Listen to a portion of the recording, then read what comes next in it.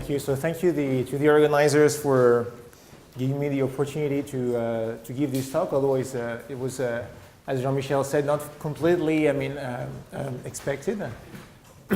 So the talk is going to be about what we can do with cavities and carbon nanotubes, and I hope I'm going to convince you that that can be very interesting in many aspects, ranging from quantum information to more condensed matter oriented questions.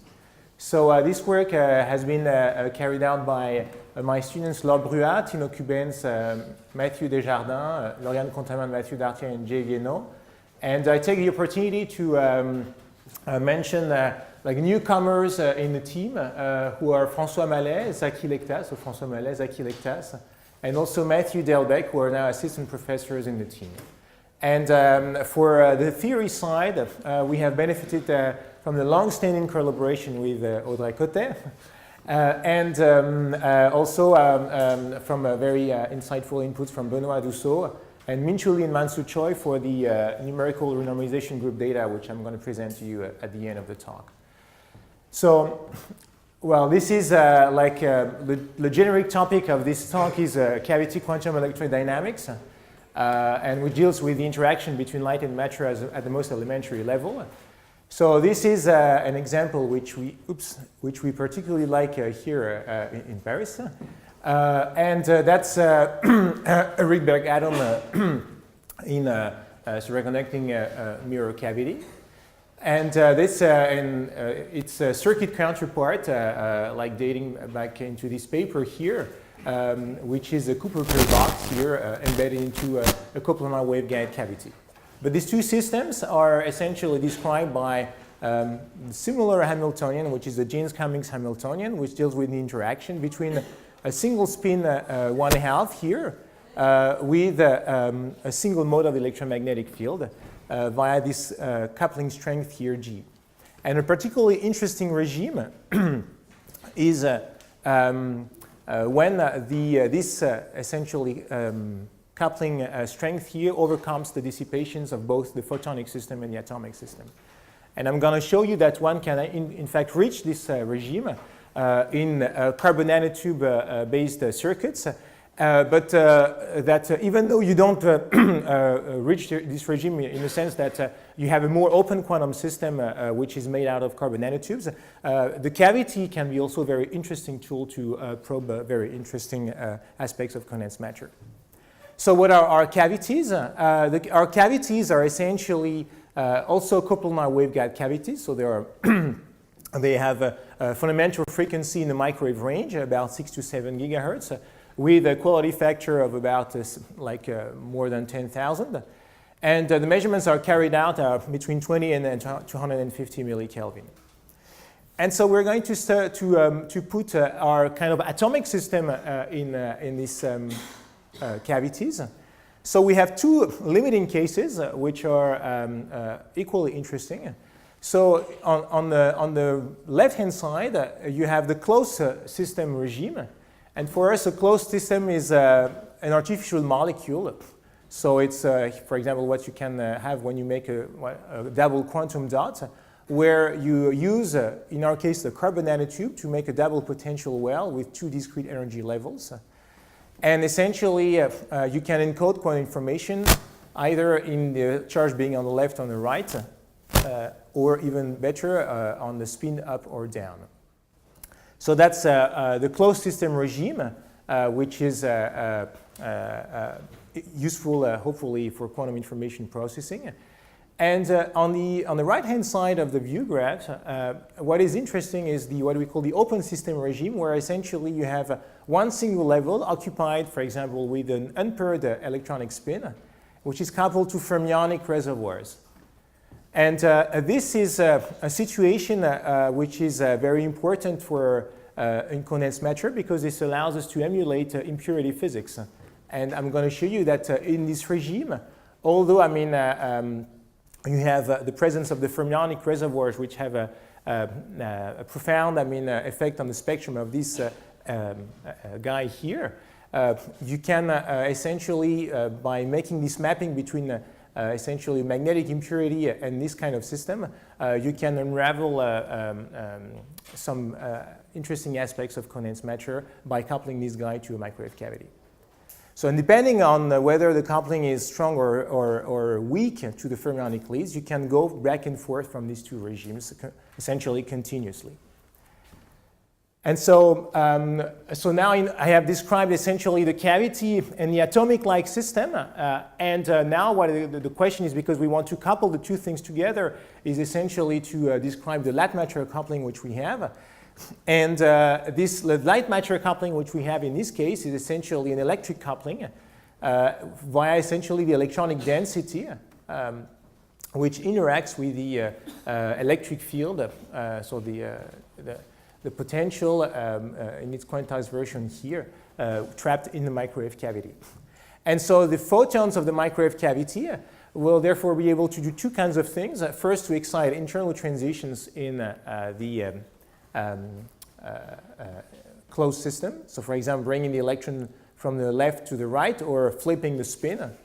But also, importantly, they will be able to excite transitions from the discrete level to the reservoirs. And also, again, depending on the regime where we are, I mean, these two kinds of transitions will be important.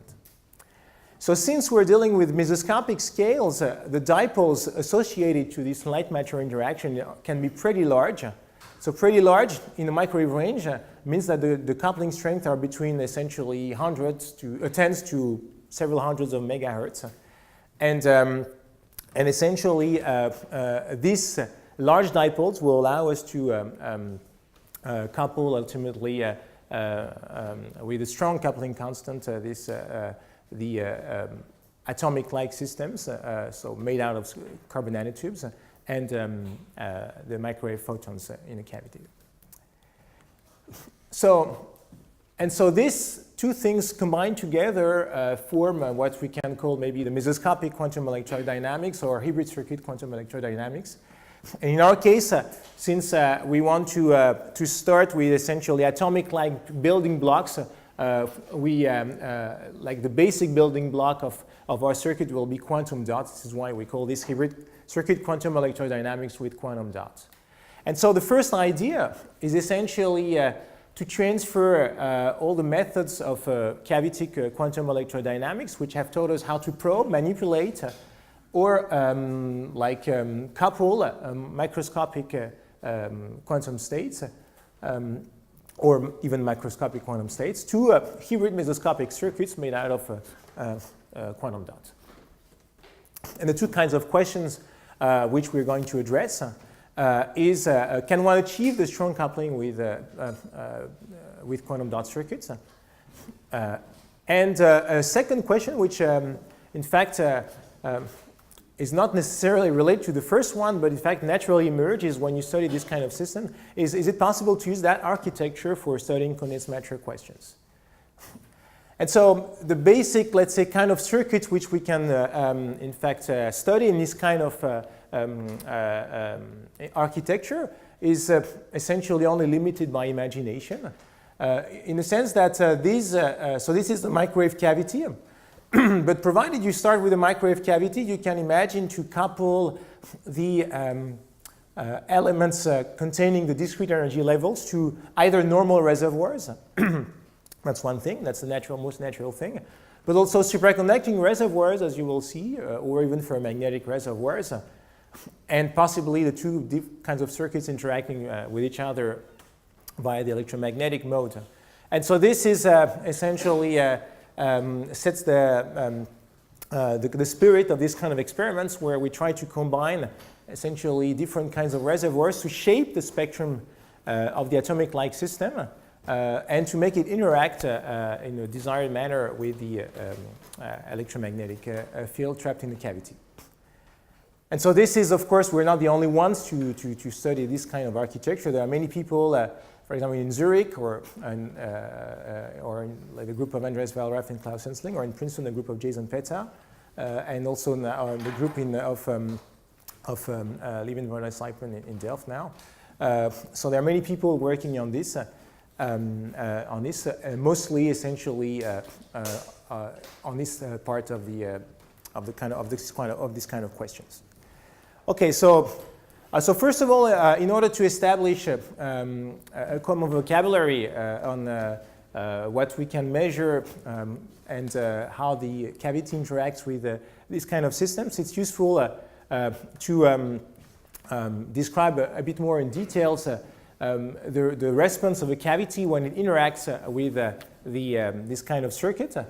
And so again, there will be two kinds of limiting cases. The first limiting case is where the case where you have an almost closed quantum system, which is generically, in our case, a double quantum dot, so two potential wells with some shaping of the spectrum, but basically two potential waves essentially. And in that case, in a semi-classical regime for the photons, you can describe the transmission of the cavity like this with a simple Lorentzian line shape. And you can essentially see that from essentially a linear response argument that you can describe the interaction between the cavity and the double quantum dot, so via this susceptibility, this charge susceptibility, provided you have this coupling strength here. Here G is the coupling strength between the two systems. And so essentially this charge susceptibility has a peak in frequency at the transition frequency of the system, which is broadened by the dephasing rate here. And so each time now the frequency of the microwave cavity, omega naught, is close to the frequency, crosses the frequency of the double quantum dot. You have a sharp, essentially, signal in the transmission of the cavity, and this sharp signal allows us essentially to reconstruct the dispersion relation of our atomic-like system, because it gives us essentially this resonance condition. And since we are able, in our case, to vary with control parameters this guy, we can back reconstruct. I mean, we can reconstruct the dispersion relation. And so, in the other limiting case, which is more in the open quantum regime, essentially the cavity photons, even though their resonance frequency, their characteristic frequency, is much lower than any of the energy scales of the electronic system, essentially it shakes back and forth, so it molds essentially the electronic gas, and by doing this, it tests how much the charge the system can admit, or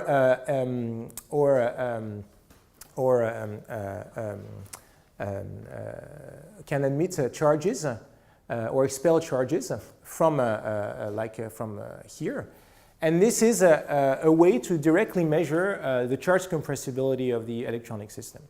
And the charge compressibility, so this again so that's the full formula worked out by André Cotet using Kelly formalism, when the frequency now of the cavity is comparable to the frequencies of the,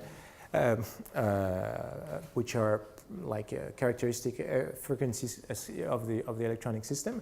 But let's say in the adiabatic regime, this boils down to a very simple expression, which again relates here this shift here of the frequency of the microwave cavity to the charge compressibility, which is the derivative of the number of particles here with respect to the chemical potential.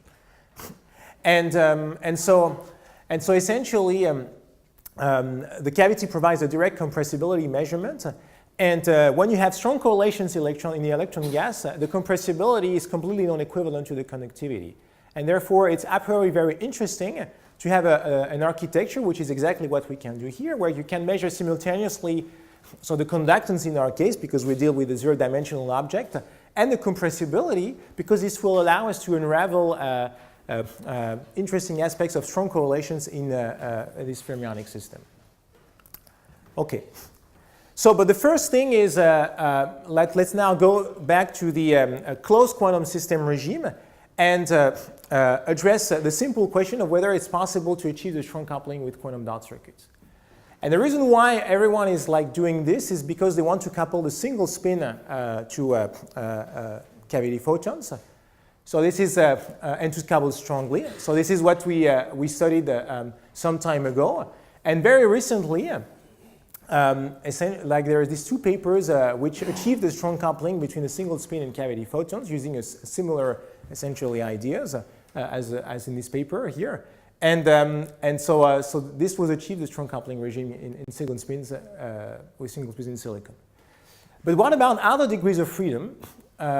Because I have shown you that we could imagine to couple essentially these circuits not only to like say ferromagnetic reservoirs, but also to superconducting reservoirs, and maybe we can learn, also interesting aspects about how to inject superconducting correlations in mesoscopic systems by doing these kind of experiments. And so and this is exactly now what I'm going to show you. I'm going to show you that in fact one can reach the strong coupling regime where now we induce superconducting correlations and non-local superconducting correlations in this kind of architecture. So here is the basic circuit which we studied. So this was studied by Laboratoire and Tino Cuben. So that's what we call a Cooper pair splitter, where we in fact have two quantum dots. So again, it's the same spirit. We have a double quantum dot with like maybe a tunnel, here barrier here between this dot and this dot. But here the important ingredient is that we have attached this double quantum dot to a superconducting reservoir. So and essentially the idea is to try to inject Cooper pairs in a non-local fashion. So where essentially one element of the Cooper pair is sitting here and one element is sitting there. So the primary, let's say, idea for doing this kind of setup is to study quantum entanglement between electronic spins in a condensed matter environment, and to see ultimately as how it essentially survives in a condensed matter environment. But here I'm not going to talk about quantum entanglement. The first thing which we want to do is to understand the spectrum of this kind of system when it's attached with a superconducting electrode, and to see whether by shaping the spectrum of this guy, you can achieve the strong coupling between the electronic states here and cavity photons. Okay, so the other interesting aspect of this kind of architecture of circuitry is that by doing this kind of non-local states, when now you are actually very interesting in the context of, let's say, topological superconductivity, where also you can inject, people try to inject non-local superconducting correlations, but with topological properties. So here that's going to be non-local superconducting correlations with non-topological properties, but that's also, in fact, strongly related to what people are doing in topological superconductivity, for example, in semiconducting nanowires. Okay. So like that, it's a pretty busy slide, but essentially it's just to first to give credit to all the people who have worked in this kind of systems, but even more importantly is to show what we can expect from the spectrum in this kind of system. So and essentially the idea is that when you attach a superconductor to this kind of double quantum dot, you expect from essentially virtual states where you excite, when you inject one quasi-particle in a superconductor and retrieve it on the other side, to have two kinds of contributions. The first one is what we call a Cooper pair splitting contribution, where you hybridize the doubly empty state to the singlet states which are sitting on this double quantum dot with this rate here.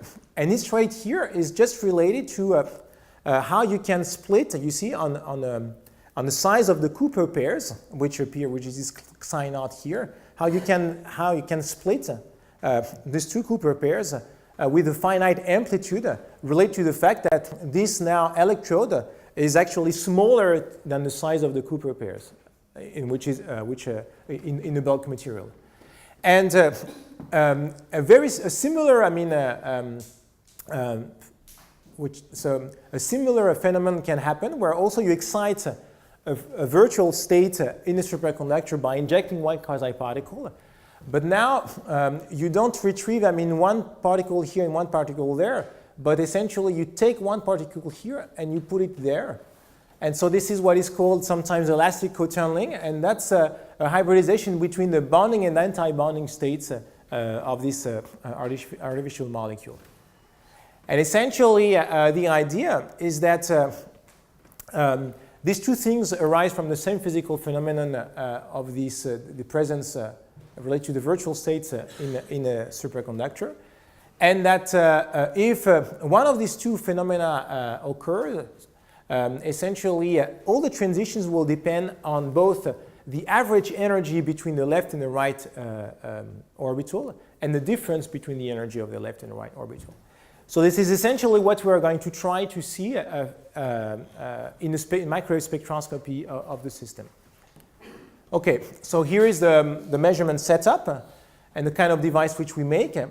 So I'm shunting, I mean, a lot the problems which arise when you try to make these devices, but it's just essentially we do things right, and this is what we have. So we have a coupled waveguide cavity with two pockets where we have our devices, and we have DC electrodes which allow us to measure simultaneously the transmission of the microwave cavity and the DC properties of the system, essentially the current flowing through the system. And we measure the amplitude and the phase with a cryogenic amplifier of the transmitted microwave signal. And so here is a close-up of the kind of device which we make.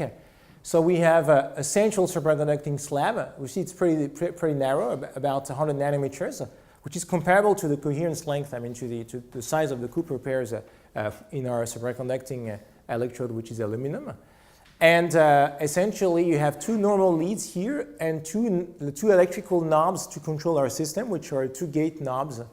And essentially, this is the DC part, and the microwave part is this kind of fork here, which goes to this central, I mean, conductor of the resonator.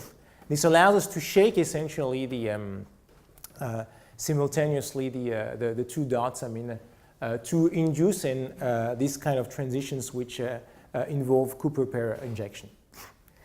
And so this kind of setup is a bit different from the setup which is used essentially usually because of this big fork connecting essentially all the parts of the device to the ground via the huge capacitance of the resonator. And this has very important consequences on the sensitivity of this device to the charge noise which is essentially detrimental for the coherence of these kind of systems. So essentially, this big shunting capacitance here to the ground is reducing by a factor of 10 the charging energy of the system. And reducing the charging energy of the system reduces essentially very strongly the sensitivity to the charge noise of our system. And since if we are sitting on a sweet spot, it's actually reducing by a factor of 100 the line width of the charges. And this is very important to have a coherent internal transition in this kind of system. But this has essentially another consequence is that contrarily to the other systems, it gives us an additional coupling mechanism to the microwave, to the cavity photons.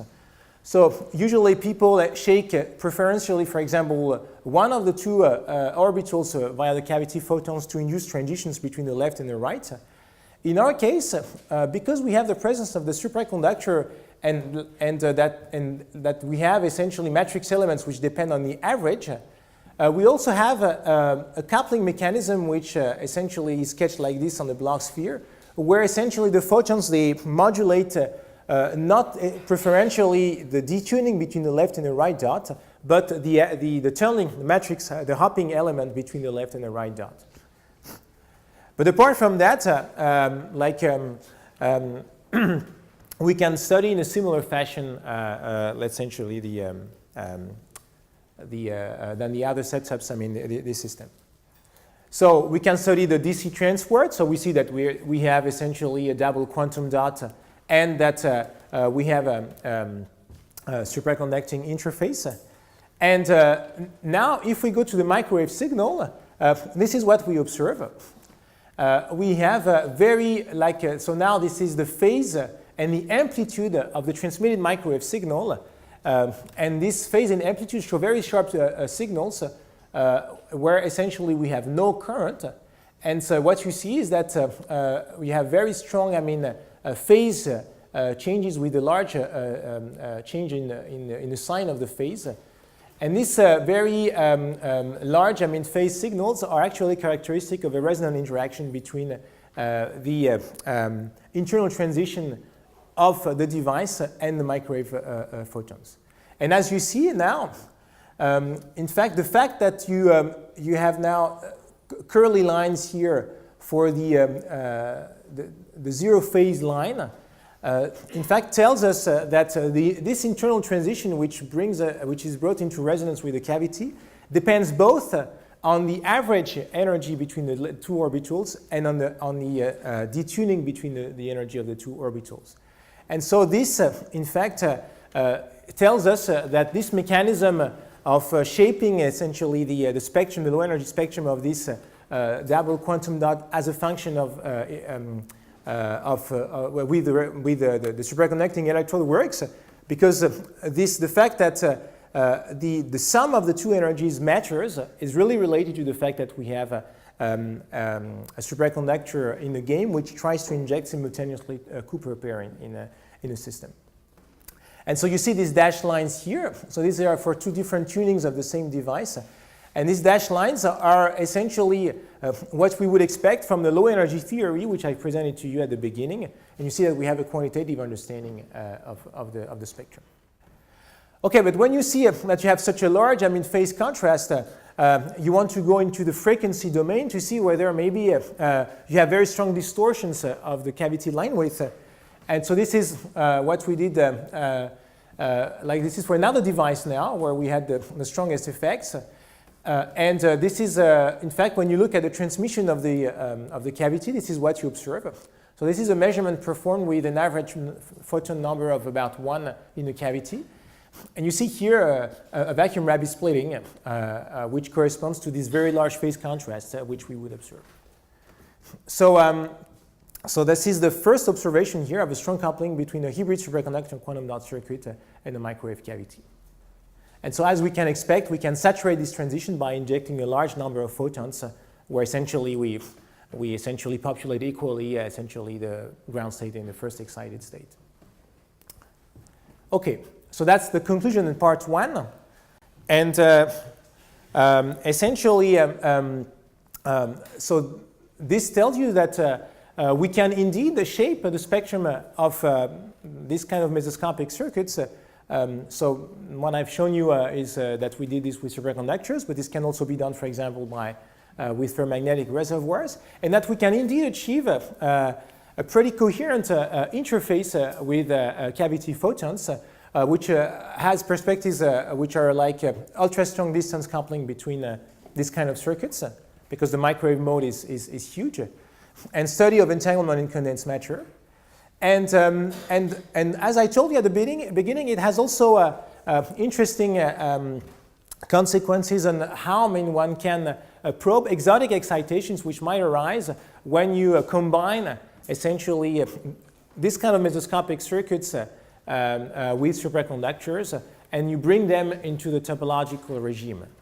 And so this is going to be what I call my now Majorana intermezzo, which this Majorana intermezzo is to show you briefly how I can use these cavities to probe other kinds of exotic excitations which have a topological feature. So the idea is exactly the same as what I have shown you before. So we now put this circuit hosting these Majorana excitations. So the Majorana excitations are these two stars here in a cavity.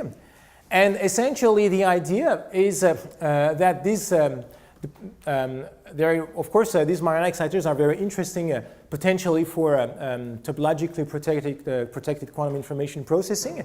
But maybe it's like most basic and striking feature is that they are characterized by self-adjoint operators. And so this self-adjointness is actually something to which the cavities are very sensitive, as you will see. So the idea is that now you again take a superconductor. So now you need to have this yellow wire, which is slightly more complex to what we had before. But that's essentially the same idea. You try to engineer non-local superconducting correlations, which we give rise to localized excitations at zero energy ultimately, which are these two stars. And now the idea is to couple this guy to microwave cavity photons. And as you're going to see, you will be able with a cavity to tell interesting things on the self-adjointness. So what people do for the moment, which is already very interesting, is to study the transport through this device. So measuring the conductance with flows, for example, from these normal slabs here to the central superconducting electrode. So, and what they see, is features which look like that. You have two low energy states which are inside a gap, which is the proximity gap of this arising from superconductivity, and they merge at zero energy here.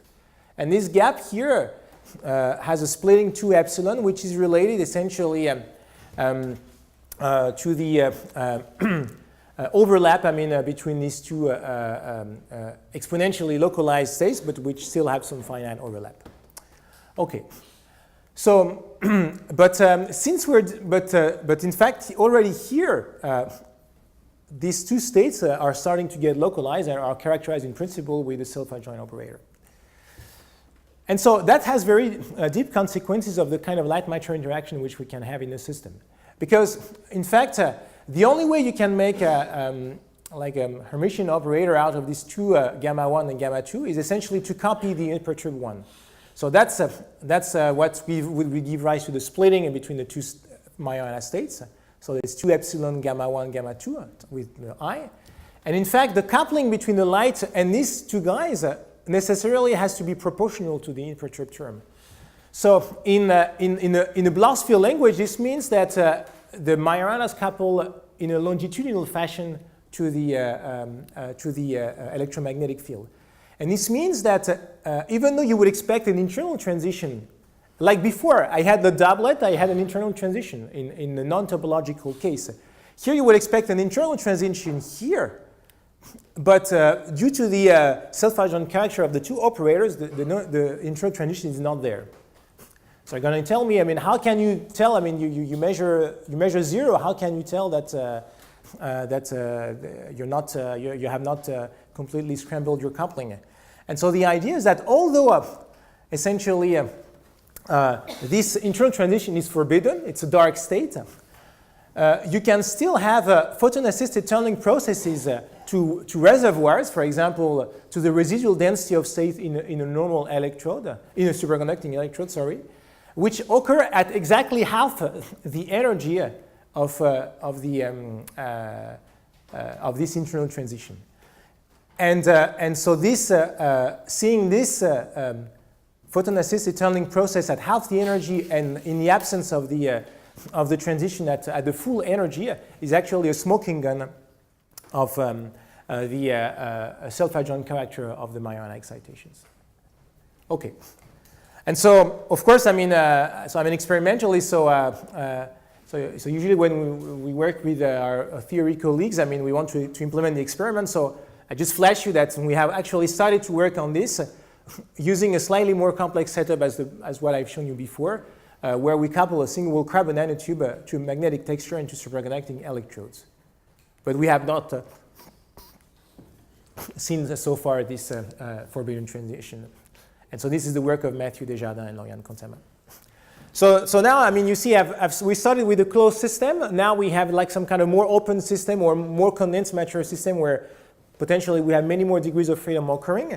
And I'm going to show you now that even though you have like A strongly correlated system where you have many, many electrons which interact. You can also tell interesting things by coupling this guy to a microwave cavity. And that's the last part of my talk. So this is now going really towards condensed matter and using now the photons as a tool to probe our favorite strongly correlated system. And my favorite strongly correlated system is the Kondo system. So that's Kondo physics in alloys. So for example, in copper iron with 0.2% of iron in copper. And if you measure the resistivity of this guy at low temperature below the Kondo temperature, the resistivity increases. So that's essentially, that was explained by Kondo in the 60s, and discovered, as early as the 1930s. This happens, of course, so, even though you have a tiny amount of magnetic impurities added. And essentially, the modern view of this physics is related to the Anderson-Hamiltonian, which is the simplest way to model magnetic impurities in condensed matter.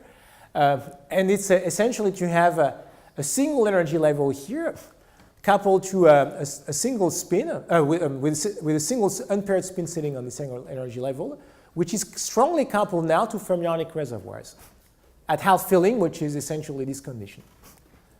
And this problem, because you see that now there is a magnetic moment occurring at load, like in this kind of in this system, because the double occupancy is very energetically defavorable. Because you have a larger charging energy, it can be mapped onto a Kondo problem at low energy. And that's the simplest many-body problem which you can think of. Essentially, it's a single energy level coupled to Fermi C. And this is why it's also relevant for many condensed matter systems where you have strong correlations. Okay, so you can see that you have some kind of interesting things occurring for the spin degree of freedom and the charge. When you look at what the kind of the kind of virtual states which can contribute to the physics of this of this device, and this is actually very important virtual states. So there are two ways of bringing this charge from the left to the right. The one way is essentially to virtually populate the orbital with two charges. So this spin has to be opposite to this spin. This is this virtual state. And you can also empty first the orbital with this charge and bring the second spin here on the empty orbital. So these two processes where you have a spin flip between here and there, but the charge has not changed, actually can contribute to the current, essentially flowing from the left to the right. And in fact, if you sum up all, consider all these processes to all orders, it results into a many-body resonance, which happens at the Fermi energy of these two reservoirs, which has a width which is the Kondo resonance. And it's surrounded by big bumps here in the density of states, which are bumps where essentially you have charge fluctuations allowed. But here what you see is that the spin fluctuates from here to there, but the charge is not fluctuating, the charge is completely frozen. So this kind of decoupling of the spin dynamics and the charge dynamics is actually specific. It's very strongly related to strong correlations, and it happens in other situations where you have strong correlations, but it's particularly prominent in the Kondo problem. And so you have a finite current here in the system, although you have a frozen charge. So is it possible to observe that directly? And I'm going to show you that by using the microwave cavity, you can, in fact, observe this effect. So again, that's a similar setup as before. So now we have a single wall carbon nanotube again. It's coupled to a bottom gate with two blue electrodes, normal electrodes in this case. And we simultaneously perform the microwave measurements. So again, the amplitude and phase, here it's going to be more the phase of the transmitted microwave signal, and the conductance flowing through this device at low frequency. And so as I told you, the cavity directly measures the compressibility of the electronic system because, yes, thank you, because it allows you to essentially shake back and forth the chemical potential of this electronic system, and to bring back and forth charges from or in the electronic system, or to the electronic system. Okay, so let's start to see, to characterize the coupling between these two guys.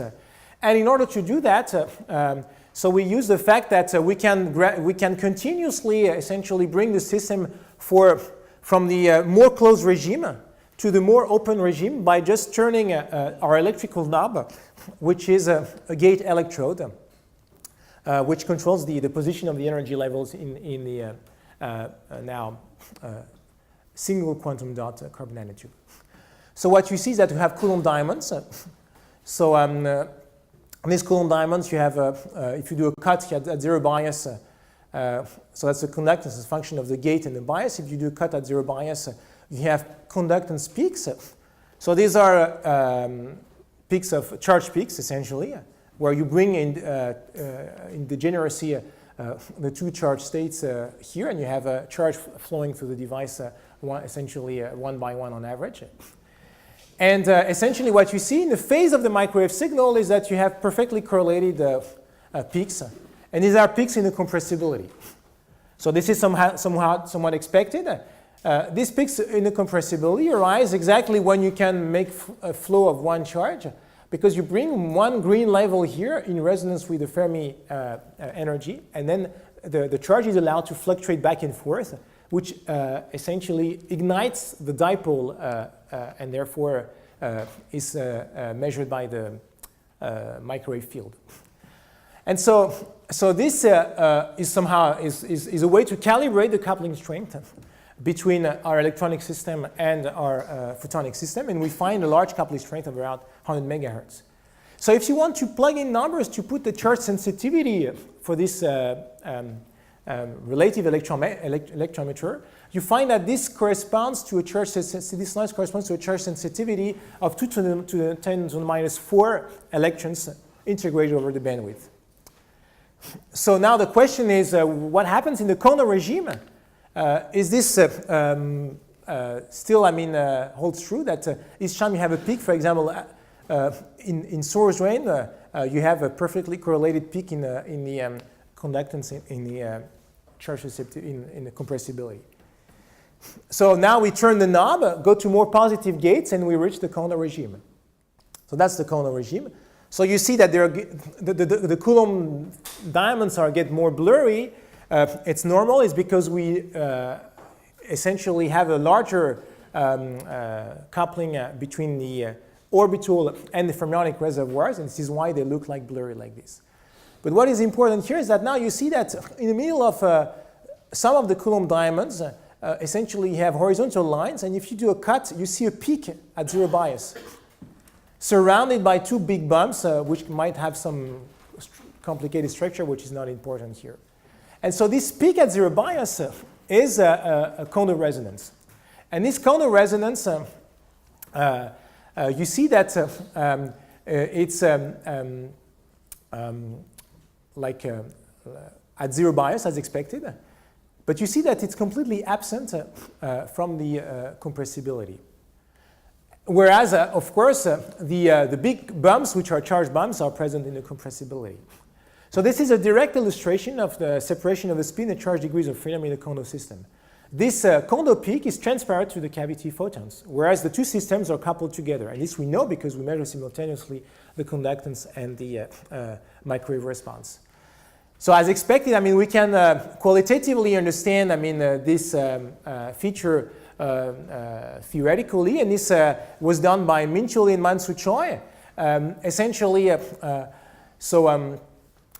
this is the calculation using numerical renormalization group, where essentially you have in blue the density of states, so essentially the conductance. So you see the Kondo peak here, and the charge compressibility here, which is in orange, which shows the absence, as expected, of this Kondo peak in the compressibility and in the microwave response.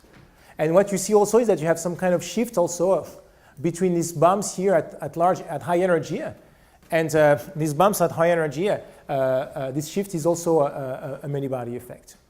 Okay, so we have similar features in the temperature dependence, which confirm that the freezing of charge dynamics of the Kondo cloud. So this is again an illustration of what we can do with the cavity photons as a probe now of a condensed matter problem. Okay, so like the immediate perspectives, and then I will finish. I'm almost done. The immediate perspectives of this work, we like to think that this maybe yields an interesting new path for quantum simulation of fermion boson problems. By making this simple analogy, so you tell me whether you agree with this, is that you see here that I have a charge, so a density boson coupling, which actually looks like, I mean, what you have in solids where you replace now, where now this electromagnetic mode, I mean, is not an electron, is also a bosonic mode, but it's replaced by the phonons. Actually, it's vice versa. That's what you have in condensed matter. You have naturally embedded phonons in condensed matter systems, which couple through the density coupling to the electrons. Now, if you say that the photons now will play the role of the phonons, you have some kind of analog simulator of fermion boson problems. But with one thing which is interesting, which you don't have in condensed matter usually you infer what's happening to the phonons indirectly from what's happening to the electrons. Here you have a platform where you can measure essentially simultaneously what is happening to the electrons and to the photons. And therefore, you can essentially measure directly, in principle, with exquisite sensitivity, for example, with the superconducting technology, what's happening simultaneously to the electrons and the photons. And this is why we think that this could be an interesting way to have some kind of quantum simulation of fermion boson problems with strongly correlated systems. Okay, that's the end of my talk. I have shown you in this last part that cavities are also cool things in order to study condensed matter problems. I thank you for your attention.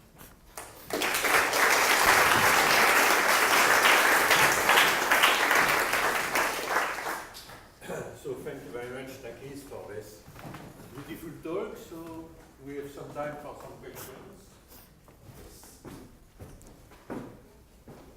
Very nice talk. I have two questions, if you will. One's technical, one's a little less technical. The first one is, it didn't look like your cavity had a DC tap. I think a lot of these cavity QED experiments do have a DC tap with dots. Is there a reason why not? Have you noticed? So you mean a DC connection to the central conductor? Yeah.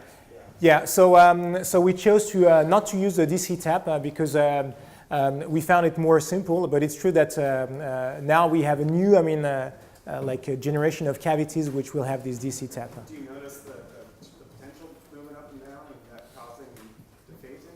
Yeah. So it's more. We found that the DC tap. It's difficult to have something which works on a wide band. And so usually you scramble a little bit the mode. We find that this was less controlled. But now we found a way to do this more properly, to have really a direct DC connection to the central conductor, which we would avoid these kind of problems. Okay. The less technical ones. Usually for initializing, say, a singlet in normal double quantum dots, in silicon you're limited by Bally splitting and your ability to initialize. Well, it's interesting to think about initializing spin states from, say, Cooper pairs, and what would limit your ability to, say, get a good singlet initialization in that type of a system? I would have to plug in numbers, but in fact, I think there is a. So you're absolutely right. This can So what I can, my question will be, let's say, half an answer. My answer will be half an answer to your question. Essentially, you're absolutely right. So you can imagine to use this kind of coupling with a superconductor for singlet triplet qubits because it mediates an exchange interaction. So you could possibly imagine to load essentially with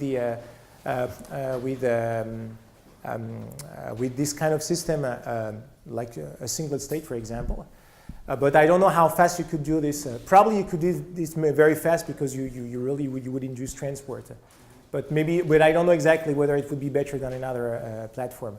There is a related work by Flensburg and Lanes, to use this kind of coupling in the context of singlet triplet qubits, but more for mediating an interaction between an exchange interaction, because it's equivalent to an exchange interaction between the two spins. For the initialization, I don't know whether you would gain. But that's a good point. Yeah, that's a good point. Thank you. Another question? Ash.